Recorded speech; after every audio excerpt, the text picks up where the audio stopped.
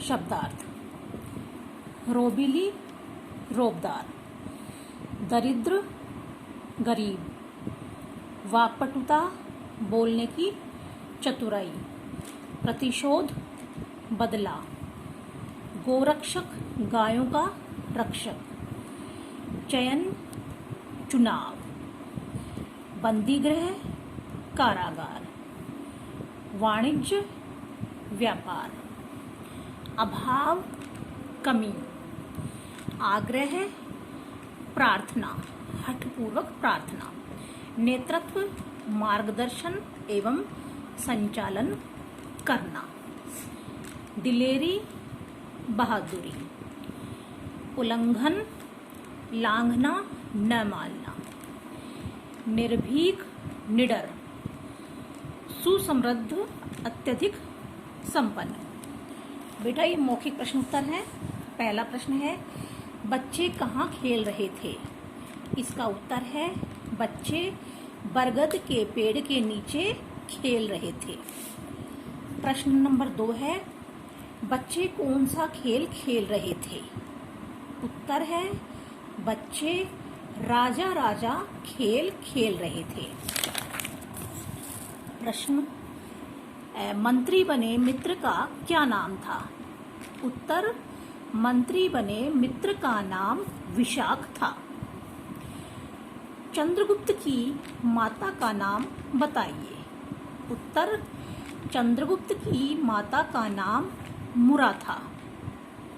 फिर प्रश्न है मगध के राजा का क्या नाम था। इसका उत्तर है बेटा मगध के राजा का नाम नंद था।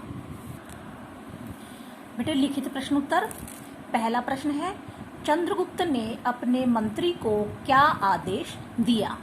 इसका उत्तर है चंद्रगुप्त ने अपने मंत्री को आदेश दिया कि इस बात का विशेष ध्यान रखना कि मेरी प्रजा में किसी को अभाव दुख या कष्ट नहीं होना चाहिए, किसी के साथ अन्याय नहीं होना चाहिए, राज्य का कोष गरीबों के लिए खुला रहना चाहिए।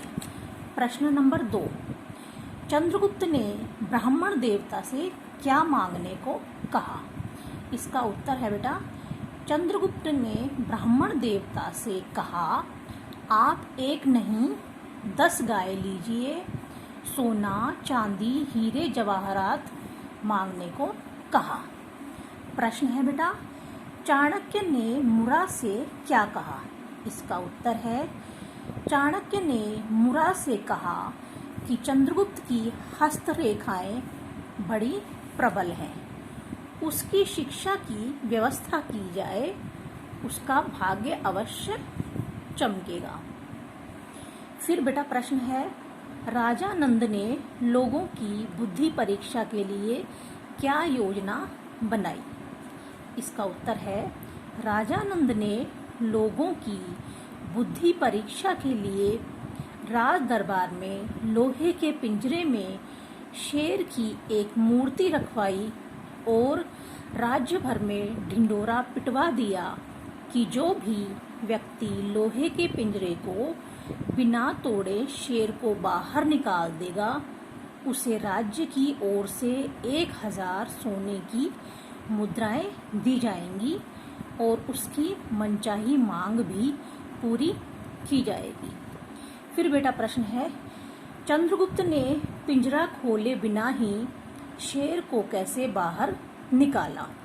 इसका उत्तर है चंद्रगुप्त ने पिंजरा खोले बिना शेर को पहले देखा और एक जलता हुआ दीपक राज दरबार में मंगवाया। उसके बाद चंद्रगुप्त ने सलाखों के बीच में दीपक को शेर के पास रखा और मोम का शेर पिघलकर बाहर आ गया। बेटा ये है पाठ्यांश को पढ़कर निम्नलिखित प्रश्नों के उत्तर लिखो। ये आप पढ़ लेना, इसके उत्तर मैं आपको बता रही हूँ, बहुत सरल है, लिखा हुआ है सारा, फिर भी मैं आपको एक बार बता देती हूँ। प्रश्न है चंद्रगुप्त के किन गुणों ने चाणक्य को प्रभावित किया। इसका उत्तर है चंद्रगुप्त के वाक्पटुता और कुशल नेतृत्व क्षमता से वो बहुत प्रभावित हुए। ये आप अपने आप ही करना, मैं थोड़ा सा बस आपको बता रही हूँ। चाणक्य कहाँ से अपमानित होकर आए थे? चाणक्य राजा नंद के दरबार से अपमानित होकर आए थे। चाणक्य किसकी मदद से किससे प्रतिशोध लेना चाहते थे? चाणक्य चंद्रगुप्त की मदद से राजा नंद से प्रतिशोध लेना चाहते थे। ब्राह्मण को कितनी इच्छा करनी चाहिए? ये रहा, ब्राह्मण को उतनी ही इच्छा रखनी चाहिए जितनी आवश्यकता हो। बेटा ये पैराग्राफ है, इसको पढ़ के इसके प्रश्नों के उत्तर दे देना। अब निम्नलिखित शब्दों में से विशेषण व विशेष शब्द छांटकर लिखो। बेटे विशेषण ये होते हैं जो विशेषता बताते हैं, विशेष की विशेषण बताते हैं। जैसे मान लो उदाहरण के लिए राम एक लंबा लड़का है, तो राम कौन हो गया? विशेष, और लंबा उसकी क्या हो गया? विशेषता। तो विशेषण और विशेष इसमें से छांटना है। इसमें से विशेषण है दरिद्र, विशेष है ब्राह्मण। बलवान विशेषण, शेर विशेष। विशेषण है स्वर्ण और विशेष है मुद्राएं। ऊंचा है विशेषण, टीला है विशेष। फिर विशेषण है समर्थ, राजा है विशेष। फिर कुशल है विशेषण, नेतृत्व है विशेष। निर्भीक है विशेषण और विशेष है बालक। विशेषण है प्रबल और विशेष है हस्तरेखा। इसमें से छांट के करना है बेटा। निम्नलिखित वाक्यांशों के लिए एक शब्द चुनकर लिखो। ये शब्द दे रखे ना, इसमें से लिखना है। पहला है प्रजा की रक्षा करने वाला। कौन होता है प्रजा की रक्षा करने वाला? प्रजापालक। दूसरा है जो कभी संभव ना हो, इसका क्या होगा? असंभव। भाषण देने वाला, वक्ता। शरण में आया हुआ, शरणागत। जो आंखों के सामने हो, प्रत्यक्ष।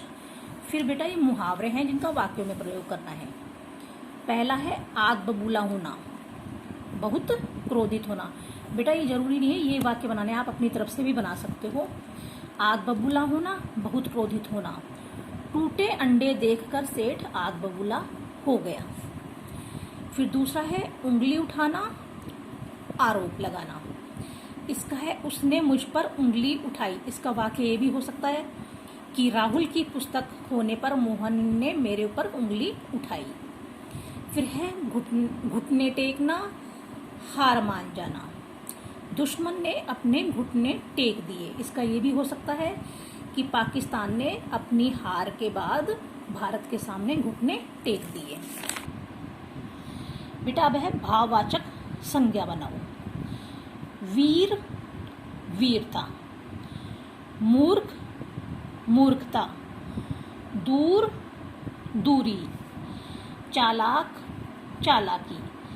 अहंग, अहंग किसको कहते हैं? घमंड को, अहंकार। पराया, परायापन। प्यासा, प्यास। शत्रु, शत्रुता। बेटा उचित का उचित ही रहेगा। बेटा आज का हमारा अध्याय समाप्त होता है।